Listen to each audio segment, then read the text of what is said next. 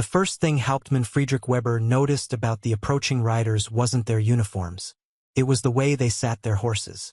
Through the cracked lens of his binoculars, across the frostbitten Belgian countryside, he watched 5 American soldiers move through the morning fog like they'd been born in the saddle. Their postures were loose, natural, swaying with the rhythm of their mounts in a way that made the animal and rider seem like a single creature. It was January 1945, and the snow had turned everything the color of old bone. Preparing and narrating this type of story took us long efforts and hard work. So if you are enjoying the story, please consider subscribing to our channel.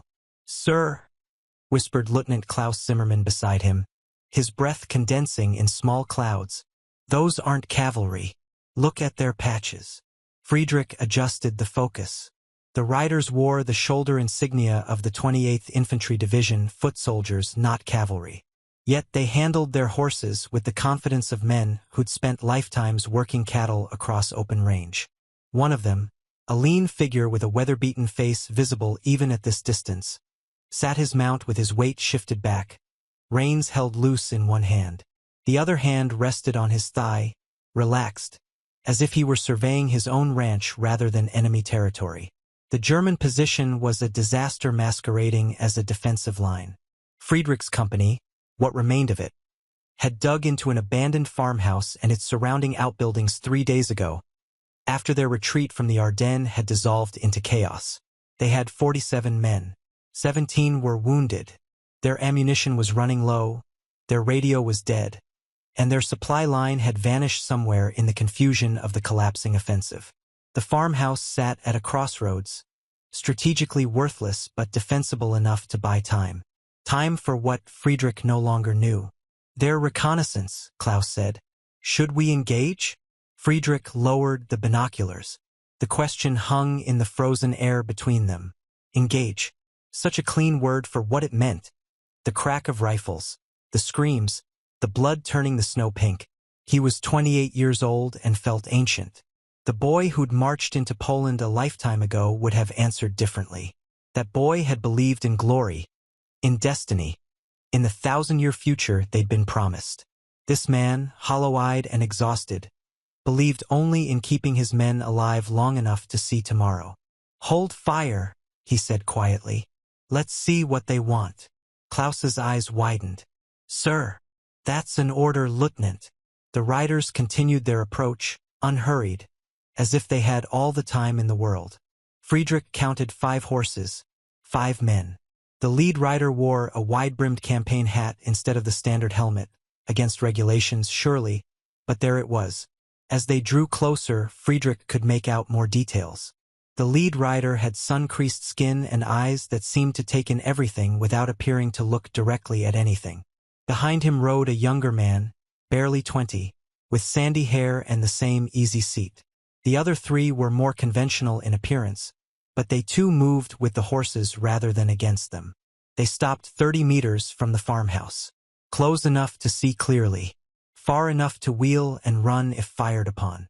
The lead rider, Friedrich could see now that he wore sergeant's stripes, surveyed the German position with the calm assessment of a man reading weather patterns in clouds. His gaze moved across the farmhouse windows, the barn, the scattered outbuildings, the hastily dug foxholes. He seemed to be cataloging everything, filing it away in some internal ledger. Then his eyes found Friedrich in the upper window, and the 2 men locked gazes across the no-man's land of frozen field.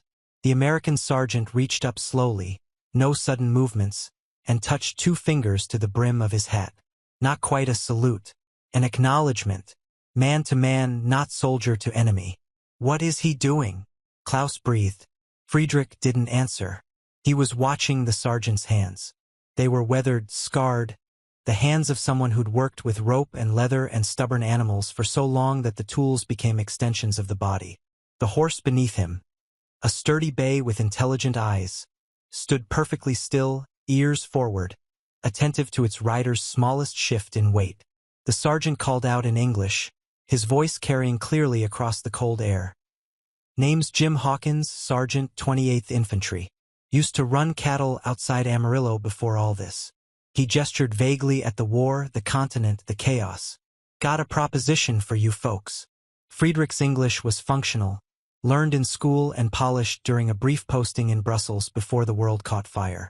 He stood slowly, making himself visible in the window frame, keeping his hands where they could be seen. Behind him, he heard Klaus's sharp intake of breath and the rustle of men readying weapons they wouldn't fire unless he gave the word. "I am Hauptmann Weber," Friedrich called back. "What proposition?"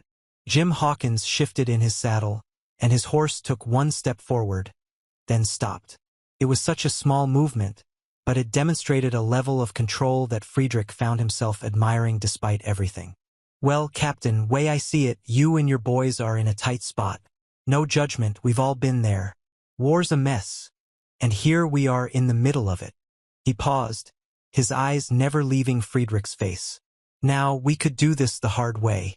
I've got 2 companies of infantry about a mile back, and we could shell this farmhouse until there's nothing left but matchsticks and memory." The young rider beside Jim spoke up then, his accent thicker, more rural. "But that seems like a waste of good horses, good men, and a perfectly serviceable barn." He had a slight smile, as if he'd told a joke only he and Jim understood. "That's Corporal Danny Reeves," Jim said. "Kid's from Montana. Can gentle a wild Mustang in 3 days, which is about 2 days faster than should be possible." He said it with the matter-of-fact tone of stating an obvious truth, like saying water is wet or sky is blue. Friedrich felt something shift in his chest.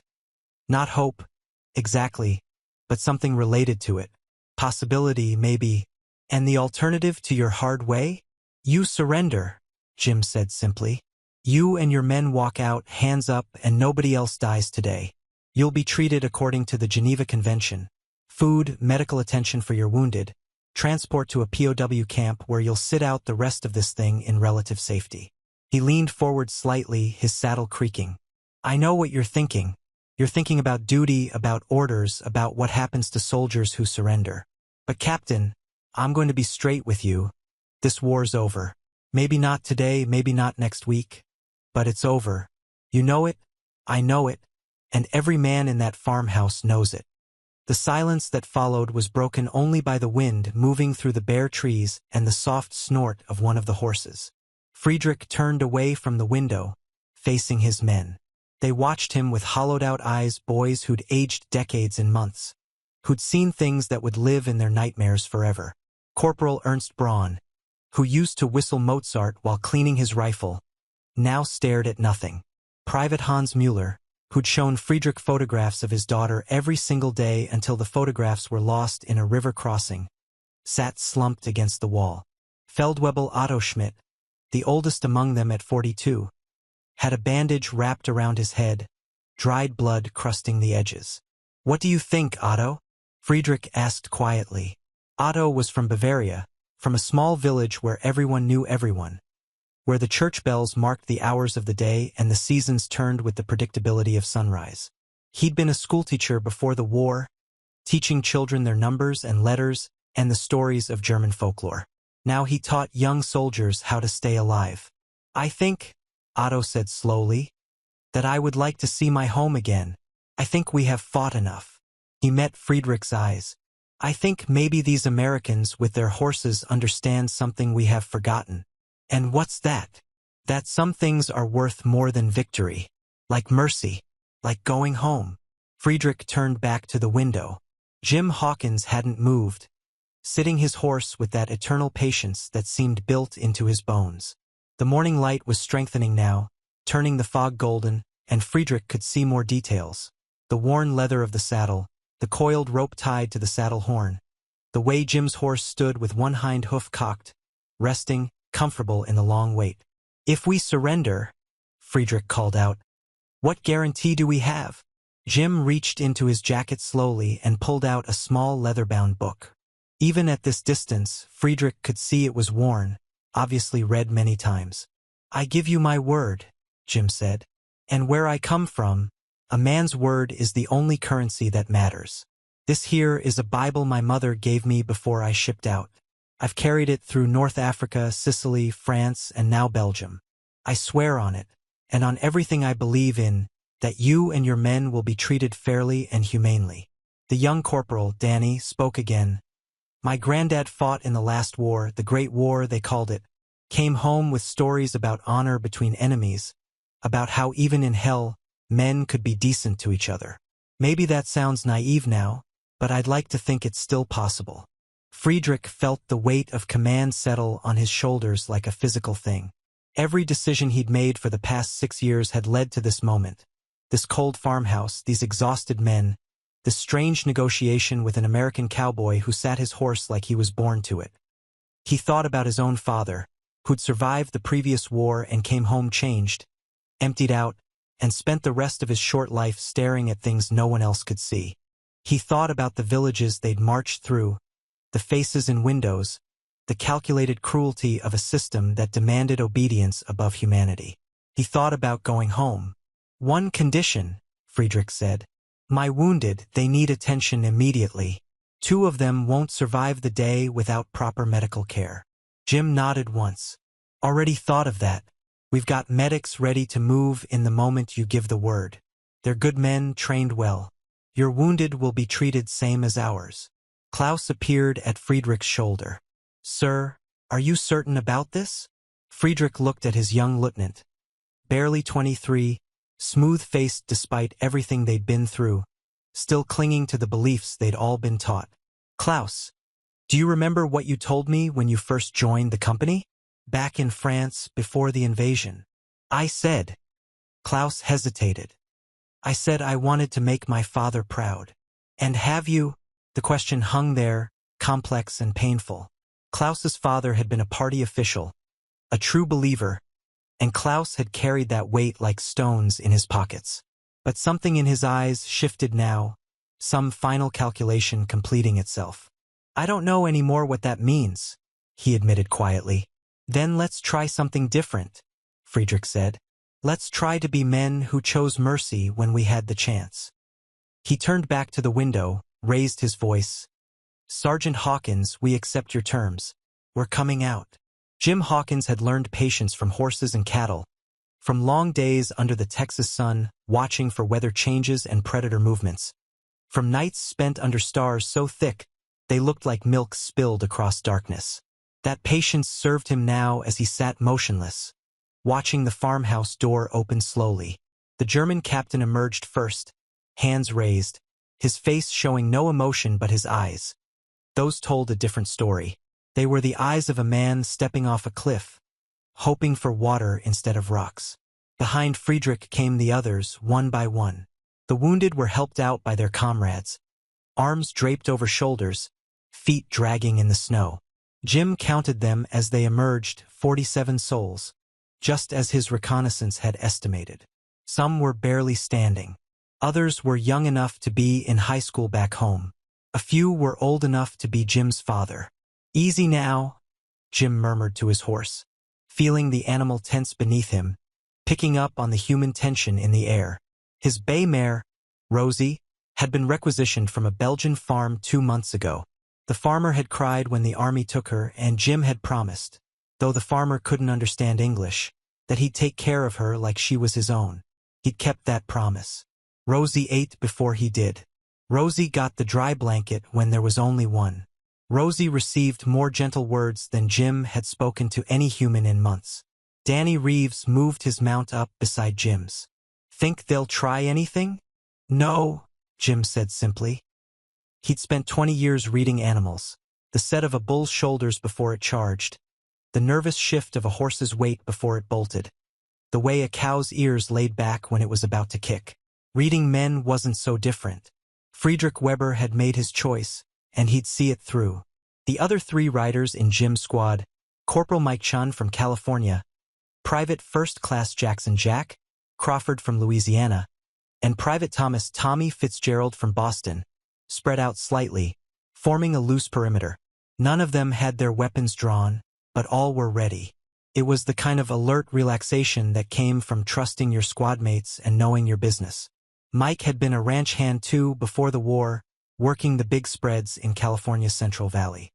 His family had been interned in '42, Japanese-American, wrong ancestry at the wrong time, but Mike had been allowed to enlist to prove loyalty that shouldn't have needed proving. He never talked about it, but Jim had seen the letter Mike carried, creased from refolding, from his mother in Manzanar. The handwriting was beautiful, and the words were in English because she knew the censors would be reading. Jack was different. A city boy from New Orleans who'd never sat a horse before the army taught him, but who'd taken to it with unexpected grace. He had a slow way of talking that made everything sound like a story, and he could play harmonica well enough to make grown men cry. He'd done just that 3 nights ago, playing Shenandoah, while they'd waited for orders. The music had drifted across the frozen landscape, and for a moment, the war had felt very far away. Tommy was the skeptic of the group, the one who questioned everything and trusted nothing until it proved itself. He was from Southie, had worked the docks before enlisting, and had the kind of street-smart intelligence that Jim respected. Tommy's grandfather had come over from Ireland during the famine, and Tommy carried that immigrant hunger, the need to prove worth, to earn belonging. "Medics!" Jim called out, not taking his eyes off the surrendering Germans. Within minutes, 2 American medics appeared, running low, medical bags bouncing against their sides. They moved immediately to the German wounded, professional and efficient, not bothering with the niceties of former enemy status. A sucking chest wound was a sucking chest wound, regardless of whose chest it was sucking. Friedrich stood apart from his men, maintaining his posture of command even in surrender. Jim dismounted finally, handing Rosie's reins to Danny, and walked forward. The snow crunched under his boots. American-made, sturdy, waterproofed, so different from the deteriorating footwear he could see on the German soldiers. He stopped an arm's length from Friedrich. "You made the right choice," Jim said. "Perhaps," Friedrich replied. His English was good, barely accented. "Or perhaps I have merely traded one kind of survival for another. Survival is survival. You can philosophize about it later, when you're warm and fed." Jim studied the German captain more closely now. Friedrich was tall, maybe 6 feet, with the kind of lean build that spoke of too many missed meals. His uniform, once probably sharp and well-maintained, was worn thin, but his eyes were intelligent, assessing, and there was something in his bearing that reminded Jim of the ranch foreman he'd worked under, men who led not through fear but through competence and earned respect. "You're wounded?" Friedrich asked. "Being treated now, like I said they would be." Friedrich nodded slowly. "You are not what I expected." "Yeah? What did you expect?" "Hatred, perhaps. Cruelty. The propaganda told us many things about Americans." A ghost of a smile crossed Friedrich's face. "It did not mention cowboys." Jim almost laughed. "Well, the propaganda boys probably didn't think it was relevant. But war's full of surprises, isn't it?" Behind them, Danny was organizing the German soldiers into groups, wounded, mobile officers. He did it gently, using hand gestures more than words, treating them with the same calm patience he'd use with nervous horses. Jim had chosen his men carefully for this operation, picking riders who understood that sometimes the goal wasn't to break something but to gentle it. The morning was wearing on. The fog had mostly burned off, revealing a landscape of startling bleakness. Fields that should have been farmland were cratered and dead. Trees stood like skeletal fingers pointing at an indifferent sky, and in the distance, smoke rose from something burning. It could have been a vehicle, a building, or the remains of yesterday's battle. The war's debris was everywhere, and it all looked the same after a while. "You said you were from Texas," Friedrich said suddenly. "From Amarillo." "That's right. Panhandle country. Big sky, bigger nothing. I have read about Texas. White spaces, yes. Cowboys and cattle drives. That's the romantic version. The reality is mostly dust, drought, and trying to keep cattle alive long enough to get them to market." Jim pulled out a canteen, took a drink, then offered it to Friedrich. The German hesitated only a moment before accepting, drinking deeply. "But yeah, there's something about that land. Gets into your blood. You can be anywhere in the world, and a part of you is always standing on that empty prairie, watching thunderheads build on the horizon." Friedrich handed back the canteen. "I am from Stuttgart, a city, but my grandfather had a farm in the countryside, Bavaria, very beautiful. Every summer, my brother and I would go there. We would help with the harvest, swim in the river, climb the hills. His voice went distant. It seems like someone else's life now. It is someone else's life, Jim said quietly. That's what war does. It takes the person you were and turns them into someone else. Question is whether you can find your way back. Can you? Jim considered the question seriously. Could he go back to Amarillo, to the ranch he'd worked, to the simple rhythm of seasons and cattle? Could he sit at the local diner and order coffee and pie like none of this had happened? Could he look at the sky without scanning for aircraft, sleep without one eye open, hear a backfire without his body going rigid with adrenaline? I don't know, he admitted, but I'm going to try. The surrender was processed with bureaucratic efficiency. Names were recorded, personal effects collected, to be returned later, as per Geneva Convention. Medical conditions noted. The German soldiers stood in ragged lines, and Jim could see the relief on many faces. The war was over for them, finally truly over. No more death.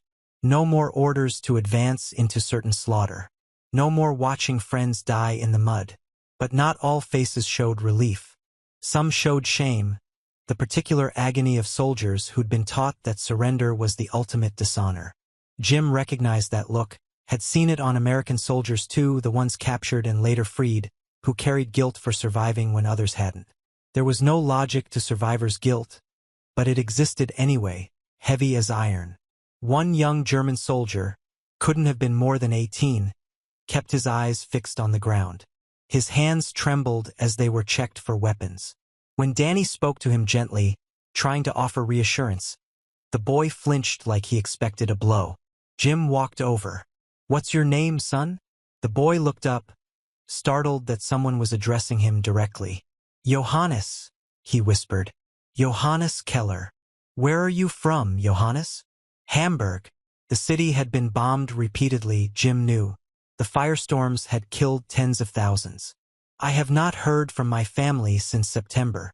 We'll do what we can to help you find out about them," Jim said. "In the camp there are Red Cross workers. They help connect people." Johannes's eyes filled with tears. "Why are you being kind?" It was such a simple question and such a complicated one. Why was Jim being kind? Because his mother had raised him to treat people decently. Because he'd learned, working with animals, that kindness produced better results than cruelty. Because he'd seen enough suffering and didn't need to add to it.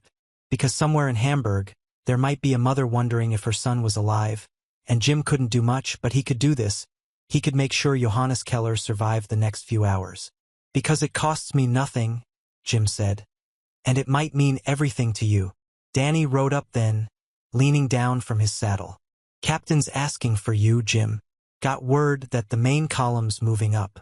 They want us to escort these prisoners back to the staging area." Jim nodded. "Tell him 5 minutes." He turned back to Friedrich, who'd been watching the whole exchange. "Your men will be loaded onto trucks. It's about a 2-hour drive to the collection point. From there, you'll be processed and sent to a POW facility, probably in France, maybe England. You'll be notified of your location so your families can write to you through the Red Cross." "And you?" Friedrich asked. "What happens to the Cowboys, Sergeant?" "We keep moving east. Following the war until it ends, I suppose." Friedrich extended his hand. It was a strange gesture, formal and old-fashioned. A remnant of a world where enemies could still acknowledge each other's humanity. Jim took it. The handshake was firm. Neither man trying to prove anything. Just two men marking a moment. "Thank you," Friedrich said, "for my men's lives. For treating us as human beings. Like I said, it costs nothing." Jim released his hand. "Try to make it home, Captain. Try to find that farm in Bavaria again. And you try to find your Texas sky." The trucks arrived, canvas-covered, diesel engines rumbling, driven by soldiers who looked barely old enough to have driver's licenses. The German soldiers were loaded carefully, wounded first, then the rest. Jim watched them go, watched Johannes Keller glance back once, still looking uncertain that this mercy was real. When the last truck had departed, Jim mounted Rosie again. His squad gathered around him. Danny, Mike, Jack, and Tommy. Men who'd become his family in this strange, violent world. They'd ridden together through Belgium's frozen hell, had watched each other's backs, had shared rations and fears and the occasional laugh when something was absurd enough to overcome the horror. That went better than expected, Mike said. Did it? Tommy asked. We just let 47 enemy soldiers surrender without firing a shot. Back home, they'll probably want to give us medals. But what did we really do? We showed mercy because it was convenient, because the war's almost over anyway. You got a problem with mercy, Tommy? Danny asked, an edge in his voice. I got a problem with pretending we're heroes when we're just tired. Jim let them argue. They needed to process what had happened, needed to square what they'd done with who they thought they were. He understood Tommy's cynicism and Danny's idealism, and Mike's quiet pragmatism and Jack's philosophical distance. They were all right in their own ways. The truth was somewhere in the messy middle. They'd shown mercy because they could afford to, because the war was indeed almost over, because Friedrich Weber had been smart enough to surrender, because none of them wanted more blood on their hands if it could be avoided. It wasn't heroic exactly. It was just human. But maybe, Jim thought as they turned their horses east, toward the next objective, the next fight, the next small choice between kindness and cruelty, maybe being human was enough. Maybe it had to be. The sun was higher now, weak but present, casting long shadows across the snow. Somewhere ahead, the war continued. Somewhere behind, 47 men were being driven to safety. And here, in this moment, 5 riders moved through Belgian countryside on horses that had survived this winter through luck and care, carrying men who were trying to survive with whatever grace they could muster. Jim thought about his mother's Bible, tucked inside his jacket. He wasn't particularly religious, the ranch hadn't left much time for church, and the war had raised too many questions about divine oversight. But the weight of that book against his chest felt like a promise kept. His word had meant something. In a world of broken promises and shattered faiths, maybe that was worth something. Rosie's hoofs crunched in the snow, rhythmic and steady. Jim let his body move with her, that unconscious partnership between rider and mount that came from years of practice. Behind him, his squad followed, spread out, alert but not tense. They trusted him to lead well. He trusted them to follow true. They'd been riding for about 30 minutes when they heard it, the distant sound of artillery, a low rumble like thunder that wouldn't quit. The sound of war, relentless and ongoing. But between here and there, between the moment of mercy and the next moment of violence, there was this cold air, warm horses, men still breathing. Jim had learned, in his years of ranching, that you couldn't control the weather or the market or the 1,000 other forces that determined success or failure. You could only control what you did with your own 2 hands, your own choices, your own small sphere of influence. Today, that sphere had included 47 lives. Tomorrow, it might include different choices. But that was tomorrow's problem. For now, they rode. The staging area was organized chaos given military structure. Tents dotted the frozen field in precise rows. Supply trucks came and went like mechanical ants, and soldiers moved with the purposeful exhaustion of men who'd learned that rest was temporary and orders were eternal. Jim and his squad arrived in the late afternoon, the winter sun already beginning its descent toward darkness. They'd been riding for 6 hours, stopping twice to rest the horses, and once to help a supply convoy that had gotten stuck in a muddy ditch. The convoy's lieutenant had been grateful but confused by the sight of mounted soldiers appearing out of nowhere like ghosts from a different century. Cavalry? He'd asked. Something like that, Jim had replied, and they'd helped winch the truck free, using Rosie and the other horses to add pulling power. The horses had strained, muscles bunching under their skin, breath streaming in the cold air. But they'd done it.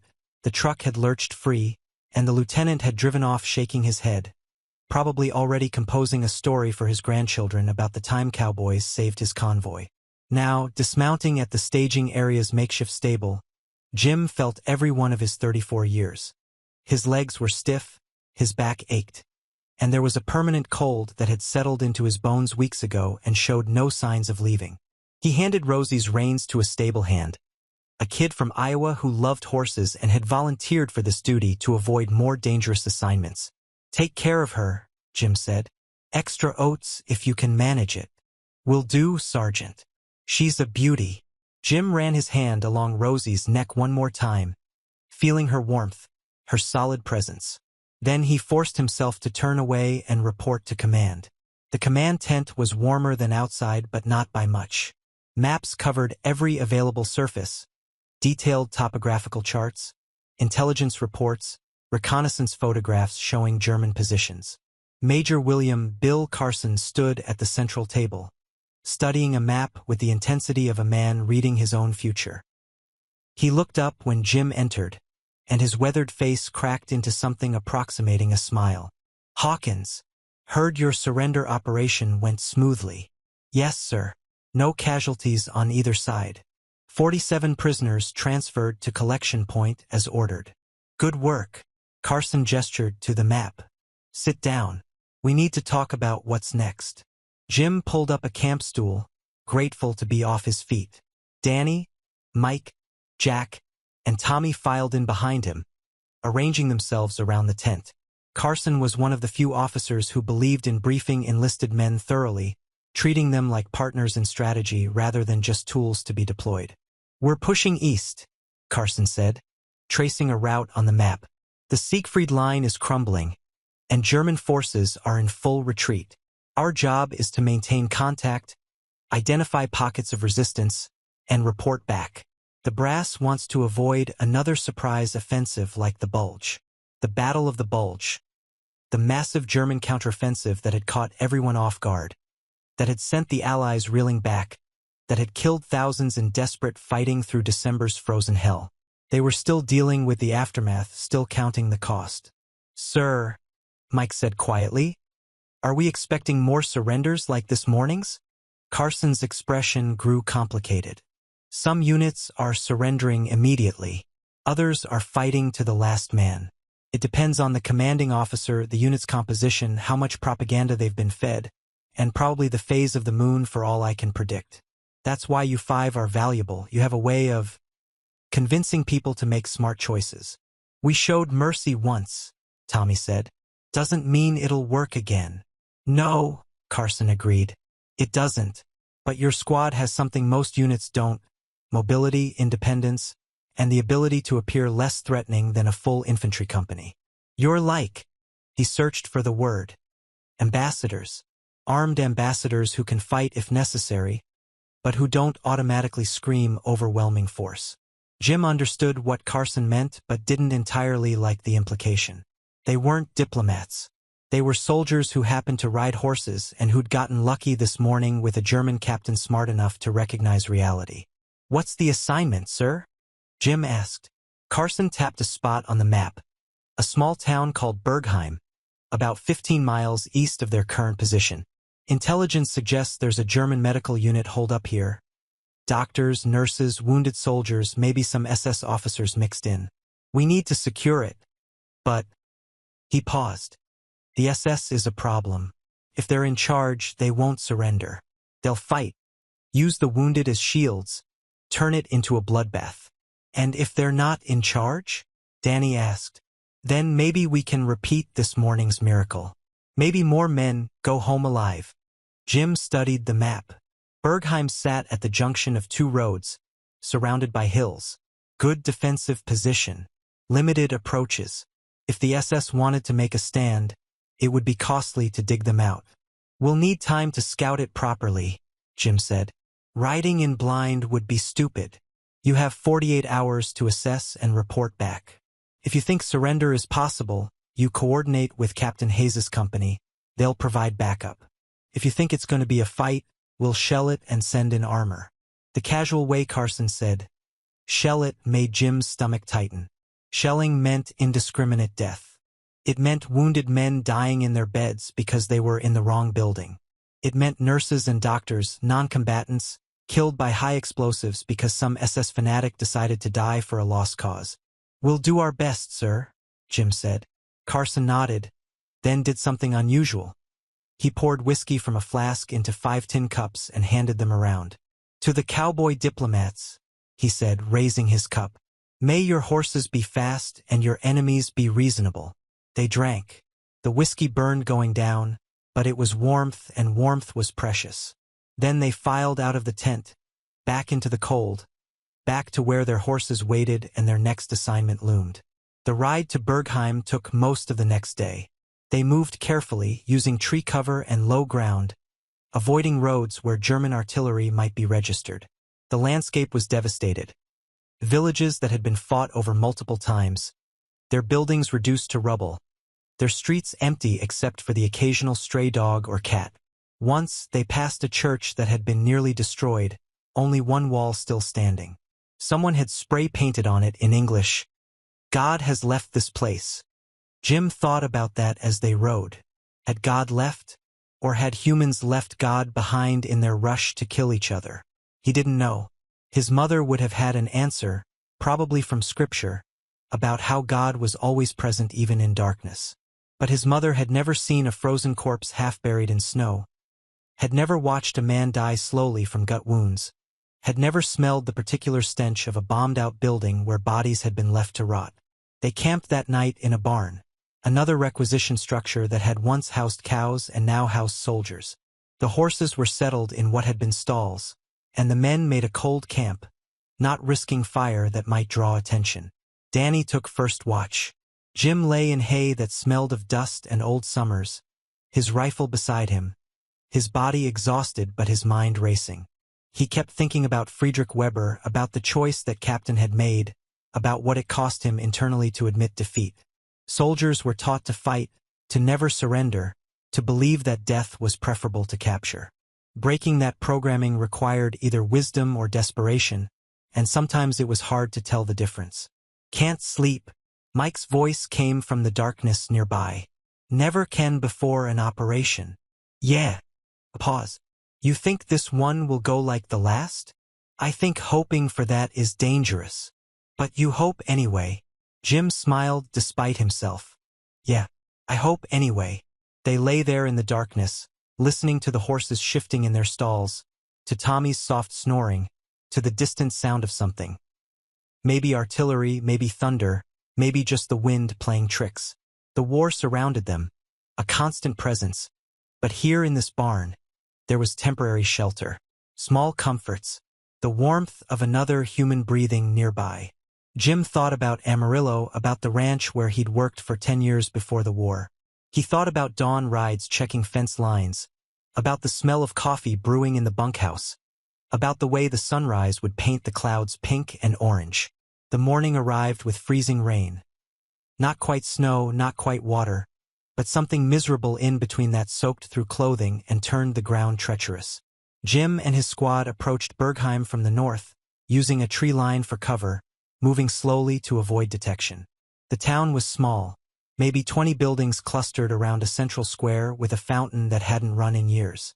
Through his binoculars, Jim could see movement, soldiers in German uniforms but also white armbands. Medical personnel.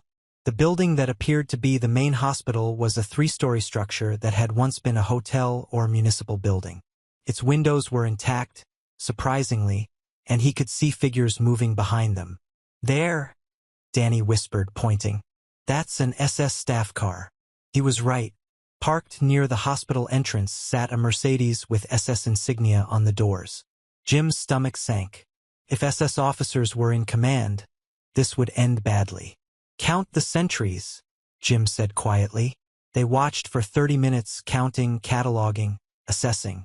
6 sentries visible, rotating on a pattern. Maybe 40 soldiers total, though it was hard to tell. The medical staff, nurses in white, doctors in long coats, moved between buildings occasionally. And the wounded, Jim could see bandaged men being helped to a latrine, could see the slow, careful movements of people in pain. "What do you think?" Mike asked. Jim lowered the binoculars. What did he think? He thought this was a powder keg waiting for a spark. He thought those wounded men deserved better than to die because of someone else's fanaticism. He thought about Friedrich Weber's eyes when he'd made the choice to surrender. "I think we try talking first." Tommy made a sound of disbelief. "Jim, that's SS down there. They don't surrender. They'd rather die." "Maybe. But there are doctors and nurses who might not feel the same way. Wounded men who can't fight even if they wanted to." Jim turned to face his squad. We ride in like we did yesterday. We make the offer. If they shoot, we ride out fast. If they listen, he shrugged. Then maybe more people see tomorrow. And if the SS officers decide to make us examples? Jack asked. Then you four get back to Major Carson and tell him to shell the place. But I need to try. Danny straightened in his saddle. If you're going, we're all going. That's how this works. Jim looked at each of them. Danny with his Montana optimism. Mike with his quiet strength. Jack with his storyteller's soul. Tommy with his Boston skepticism. They were his brothers in everything but blood. They'd saved each other's lives more times than he could count. They trusted him, and that trust was both a gift and a terrible responsibility. All right, Jim said. But we do this smart. Spread out on approach. Keep the horses between you and the hospital as much as possible. And if shooting starts, you run, don't try to be heroes. They mounted up and began the approach, walking their horses slowly across the open ground. Jim kept his hands visible, his rifle slung across his back. The rain had eased to a drizzle, but everything was gray. The sky, the buildings, the very air seemed leached of color. They were halfway across the field when the first shout went up. German sentries appeared, rifles raised. Jim kept riding, kept his pace steady and slow. Beside him, Rosie's ears flicked nervously, picking up on the tension. American soldiers, Jim called out in his functional German. We wish to speak with your commanding officer. A long pause, then a figure emerged from the hospital entrance. A German officer in SS uniform, his face sharp and angular, his eyes cold. Hauptsturmführer, Jim noted from the insignia. Says Captain. Turn back, the officer shouted in accented English. Or we fire. We don't want to fight, Jim called back. We want to discuss terms. There are no terms. This facility is under SS protection. Any attack will be met with total resistance. Jim stopped his horse 50 meters from the building. Close enough to talk, far enough to maybe survive if this went wrong. Captain, I understand your position, but you have wounded men in there. Medical personnel. People who can't fight. Then they will die with honor. The words hung in the cold air, brutal in their simplicity. Jim felt anger rise in his chest. Hot, righteous anger at the casual way this man discussed the deaths of people under his protection. But anger wouldn't help. He forced himself to breathe, to think like he would with a spooked horse. Find the opening. Find what the animal really wanted beneath the fear. Is that what they want? Jim asked. Have you asked them? The SS officer's face tightened. What they want is irrelevant. They will follow orders. Even the doctors? Even the nurses? Jim gestured at the building. I see medical staff in there. Non-combatants. You willing to sacrifice them for pride? Before the SS officer could respond, the hospital door opened again. A German doctor emerged, elderly, wearing a blood-stained white coat. He walked with the careful dignity of a man who'd seen too much death and was done with it. Hauptsturmführer Kraus, the doctor said in German. But Jim understood enough. These men are dying. I have no more morphine, no more bandages, no more antibiotics. If you will not surrender, at least let me evacuate the wounded. Kraus wheeled on him. Get back inside, Dr. Zimmerman. No. The old doctor stood his ground. I am a physician. I have taken an oath to preserve life. I will not watch more men die for your ideology. The tension ratcheted up instantly. Jim saw Kraus's hand drop to his pistol. Time seemed to slow, that strange compression that happened in crisis moments when every detail became hypervisible. He saw the doctor's gray hair moving in the breeze. Saw a nurse's face appear in a window, white with fear. Saw his own squad tensing, ready to react. Dr. Zimmerman. A new voice, strong and clear. A woman stepped out of the hospital. A nurse, maybe 40 years old, her face showing the kind of strength that came from holding people together while the world fell apart. Dr. Zimmerman speaks for all of us. We will not participate in more death. Other medical staff appeared behind her. 3 more nurses. 2 more doctors.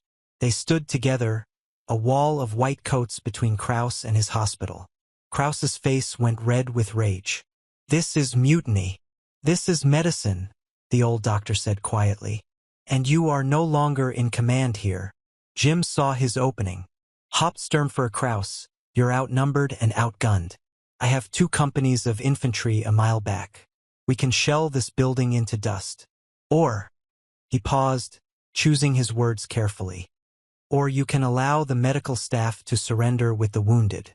You and your SS men can withdraw and fight another day. No dishonor in tactical retreat." It was a lie, of course, a face-saving fiction.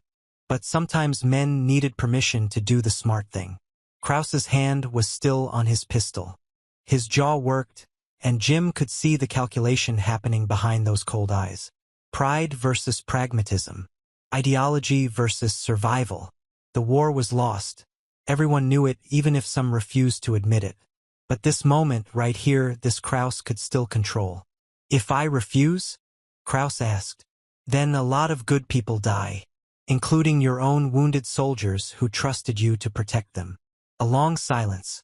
In that silence, Jim heard a hoarse snort, heard the drip of water from a damaged gutter, heard his own heartbeat loud in his ears. Everything balanced on this moment, on this one man's pride. Then Dr. Zimmerman spoke again, his voice gentle but firm.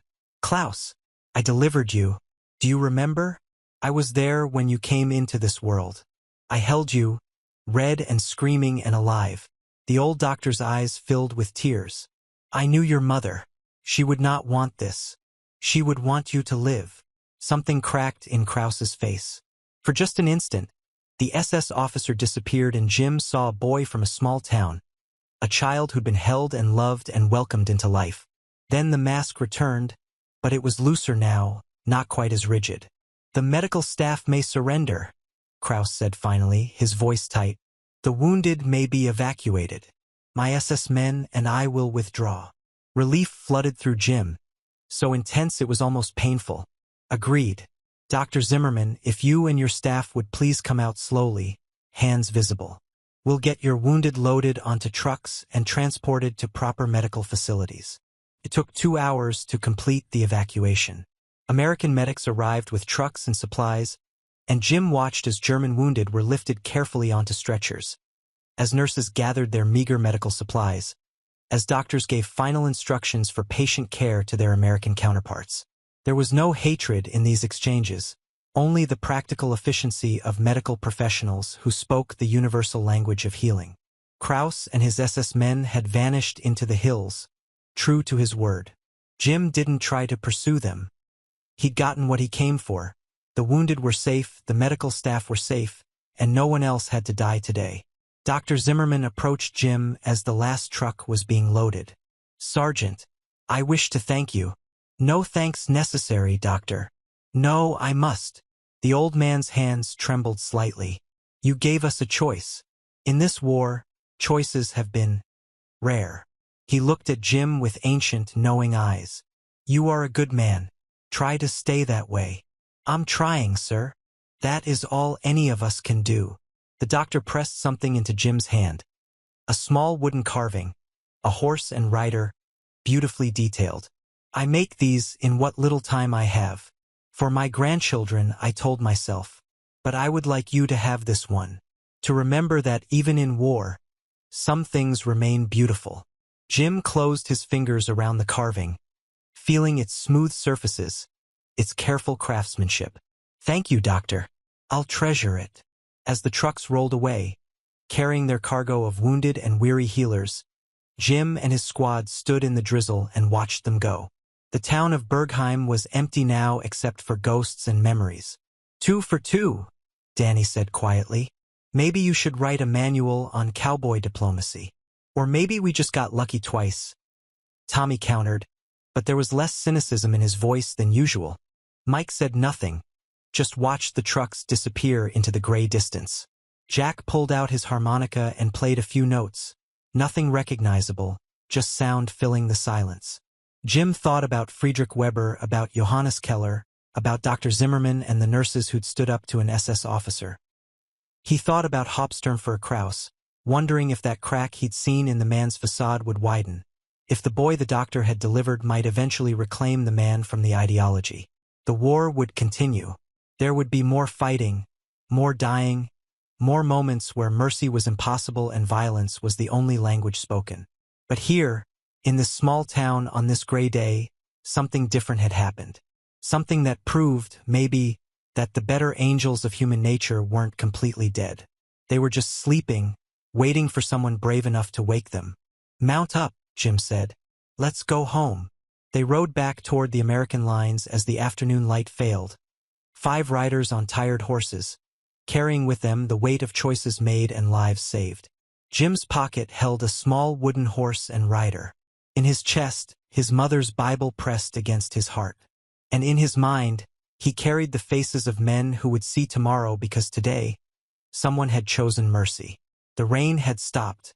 A thin blade of sunlight cut through the clouds, turning the wet landscape briefly golden. It would pass, everything passed, but for this moment it was enough. It was more than enough. It was hope. The war in Europe ended 3 months later. Jim Hawkins returned to Amarillo in July 1945, bringing with him a duffel bag, a wooden carving, a worn Bible, and memories that would shape the rest of his life. He went back to ranching, married a schoolteacher named Sarah, and raised 3 children who grew up hearing stories about horses and heroes and the strange mathematics of mercy. Friedrich Weber survived the POW camp and returned to Germany in 1947. He found his grandfather's farm in Bavaria still standing, though scarred by war. He rebuilt it slowly, taught his own children about second chances, and never forgot the Texas sergeant who'd given him one. Johannes Keller learned, through the Red Cross, that his mother had survived Hamburg's bombing. Their reunion, in 1948, was witnessed by a nurse who later wrote that she'd never seen 2 people hold each other so tightly, as if they could prevent future separations through sheer force of embrace. Dr. Zimmerman continued practicing medicine until he was 82, delivering 3 more generations of children in his small town, including the grandchildren of Hauptsturmführer Kraus, who'd survived the war, faced trial for his SS service, served his sentence, and spent the rest of his life trying to understand how he'd become the man in that uniform. Danny Reeves went home to Montana and started a program teaching troubled youth horsemanship and responsibility. Mike Chun reunited with his family from Manzanar and fought for Japanese-American civil rights. Jack Crawford played his harmonica in jazz clubs across New Orleans. Tommy Fitzgerald became a union organizer in Boston, fighting different battles with the same stubbornness. They stayed in touch, these 5 riders, exchanging letters and occasional visits, their bond forged in frozen Belgian fields and sustained by shared memory. Once a year, they gathered in Amarillo, and Jim would cook steaks and tell stories, and they'd raise a glass to the choices they'd made. The horses, Rosie and the others, lived out their days in peace, as they deserved. And the wooden carving sat on Jim Hawkins's desk for the rest of his life, a reminder that war is full of moments that decide who we become, and that sometimes, if we're brave enough and lucky enough and human enough, we choose to be kind. If you enjoyed this story about courage, mercy, and the unexpected moments of humanity that emerge even in the darkest times, I'd be incredibly grateful if you'd subscribe to this channel.